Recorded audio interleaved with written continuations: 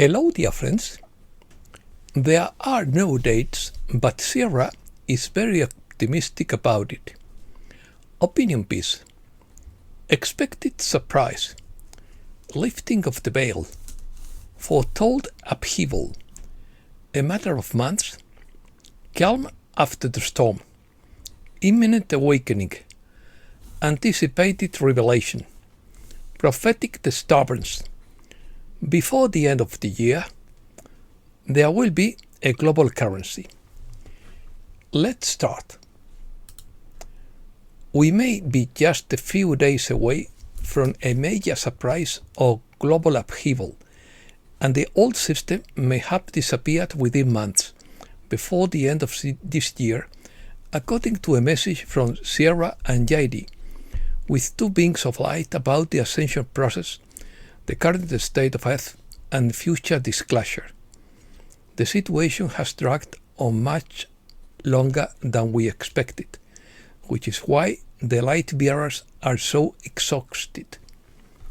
They affirm that the ascension is proceeding, that humanity has already overcome a difficult phase, and that the period of calm is approaching before a major shift. They explain that humanity has already weathered the storm and is entering a calm phase prior to a significant event. Although there are no specific dates, it is a matter of months, in their opinion.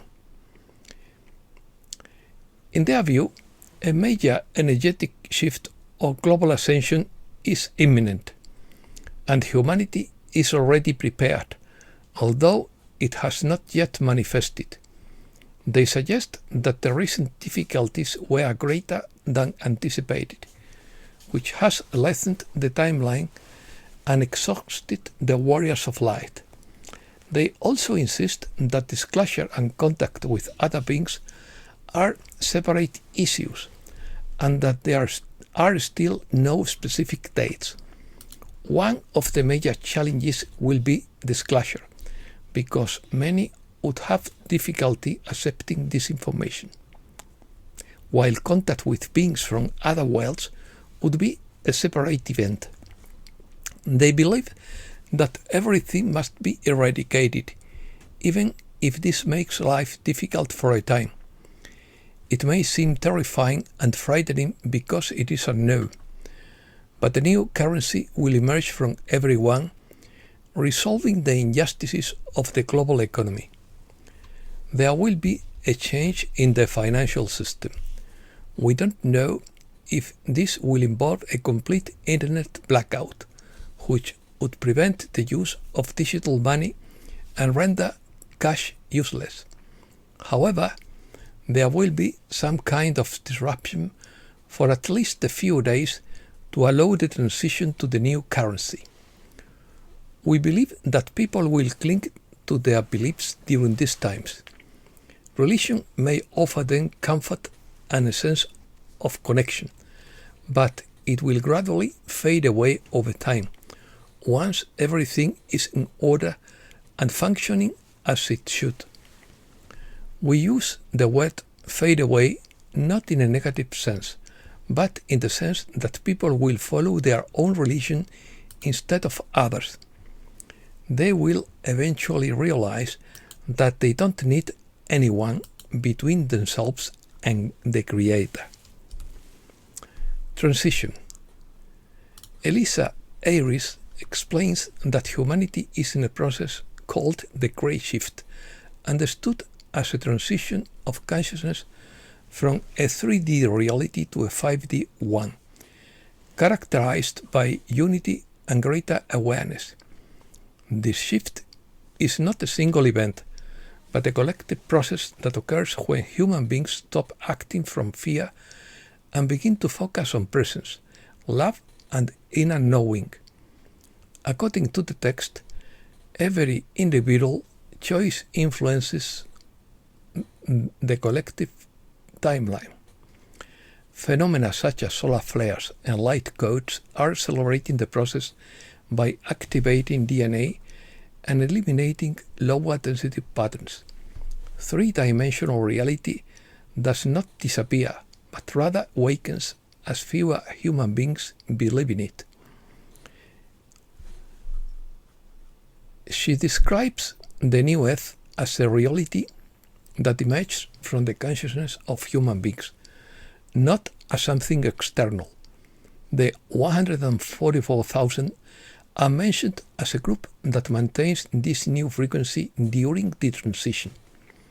Human beings may experience physical or emotional symptoms such as fatigue, pressure, or rejection of what they perceive as false, interpreting this as part of the change process. Furthermore, multiple timelines coexist, which would explain different perceptions of reality. According to this idea, the experience of the world depends on individual frequency, and Earth is described as a holographic projection sustained by the collective consciousness. The change depends on a sufficient number of human beings remembering their essential I am nature, contributing to the dissolution of the old matrix and the manifestation of a new reality. It is time to awaken and dream of something much bigger. Transformation. Dave Akira describes a worldwide process of spiritual and technological transformation. He states that there is a divine plan to liberate the planet from old control structures. This process is being carried out through action. A coordinated effort between terrestrial and extraterrestrial forces has gradually neutralized various mechanisms that generated chaos, conflict, or scarcity, including political, border, and energy networks. The final phase focused on ancient portals or energy points on the planet is being completed. These were allegedly manipulated in the past using advanced technology and are now being restored to reactivate an original energy network based on harmony and unity. The existence of advanced technology such as energy systems, deactivated weapons, and healing devices is also mentioned. These technologies are under the control of these forces and intended for peaceful use. Furthermore, global threats such as nuclear weapons have been neutralized. Akira describes a parallel process of changes in global leadership, where some figures have been replaced or discreetly removed. It also indicates that historical archives and ancient technologies are being recovered for future public disclosure. On the social and economic front, the transition to new quantum financial systems and the end of debt-based structures are announced.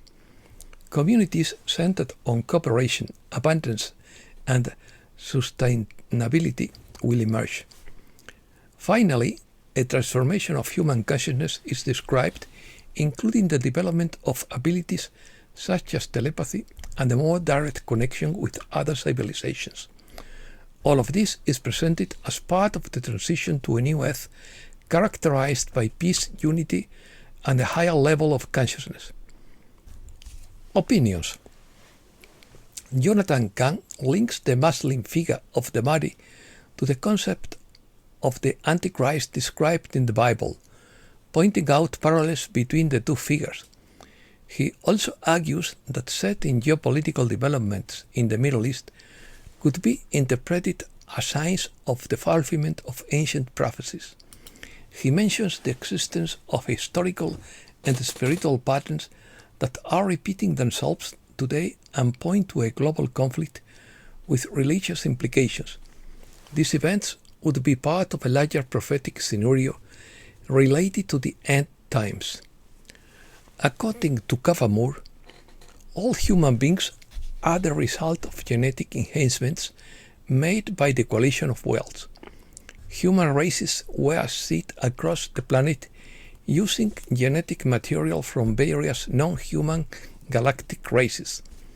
Some human beings are also souls from other stars who choose to incarnate on Earth and forget who they are, stasids. Since there are no humans who have evolved naturally on Earth, we are all essentially hybrids. Some don't want us to be fully transparent because that would end all religions. Galactic benevolence according to Kashurash.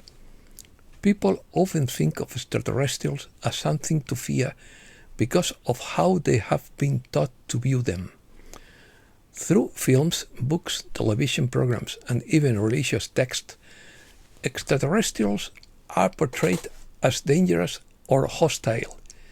This has been shaped by those in power to instill fear in the collective consciousness, so that humanity rejects the possibility of contact with life beyond Earth, because when this happens, the forces based on fear and control begin to lose their power. The universe is immense, with billions of stars and planets, where all forms of life thrive, and most extraterrestrial life is peaceful and cooperative. Matthias Hafner's philosophy regarding physics. Beauty is not an ornament, it is the promise of fertility. It's not about the symmetry that holds the breath, but an asymmetry that gives rise to the movement. No space-time as rigid fabric, but as a process that creates order. Not so that mathematics becomes our fundamental reality, but as a tool to interpret relationships. Religion. Mel Gibson says, "We are the target in the battle between good and evil." Just last year, Muslims murdered half a million Christians in Nigeria. Crowds of Christians flooded a Brazilian beach at dawn to boldly declare, "Brazil is a Christian country," in quotes. Israel destroyed the mausoleum of Simon Peter, Apostle of Christ, in the village of Shama in southern Lebanon, with an age between 1925 and 1995 years. According to Andreas Nygård, the Angkor Cathedral is practically an exact copy of a microchip, and inside the Jatsky Cathedral, the floor rejects the Schumann resonant pattern as if the temple were capturing the Earth's frequencies. A neuroscientist revealed this technique. Simply hold the thought for 17 seconds for it to begin to materialize. Our mind is much more powerful than we believe. According to David Icke, the human body is a biological computer. It can be manipulated like computers to process information in a different way. One of the great manipulation techniques is selling the idea of inevitability.